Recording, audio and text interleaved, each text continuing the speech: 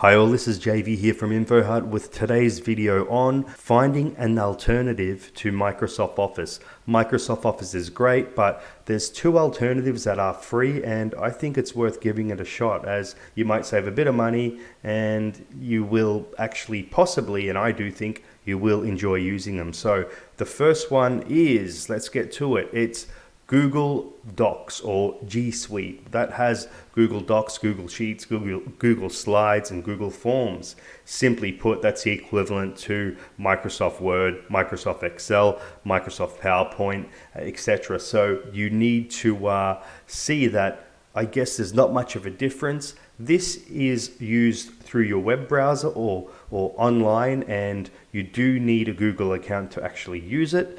It's probably a negative for some, but the positive is that when you do save your files, they actually save on the Google Drive cloud, which means that you can access those files from anywhere.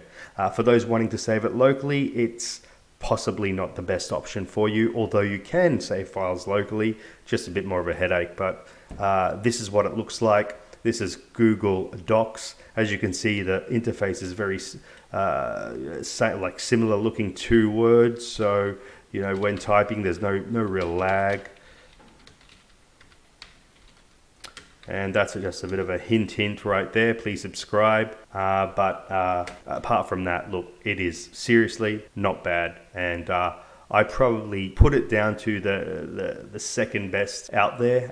I'm not really a fan of the online types of word processors, which leads me to the next one, which is LibreOffice. And I'm not too sure if I pronounced that right, but this one has been in development by a community of software developers for a big amount of time. And I mean, they have got it really good to a point where I believe now it's going to be my main type of word processor, as it just does everything I need it to do. Now, what I like is that it is a program that obviously gets installed on your desktop, and you can open it and then you can edit files locally. I'm just typing random stuff here, but it's not the prettiest interface, but it has all that functionality that Word does. Now, one thing to note is that with all these types of programs, they do have the equivalent of Excel and PowerPoint and a few others.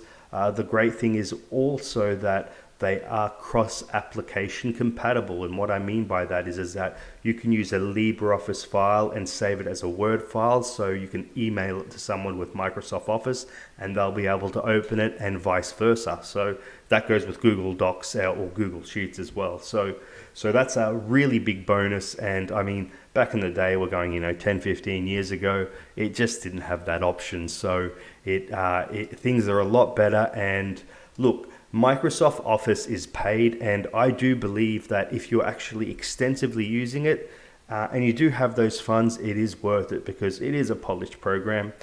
Saying that, you lose nothing by using these programs and giving them a try. So I've got the links in the description below. By all means, if you've got any questions, drop a comment below, and please subscribe and like this video. Thank you. Bye.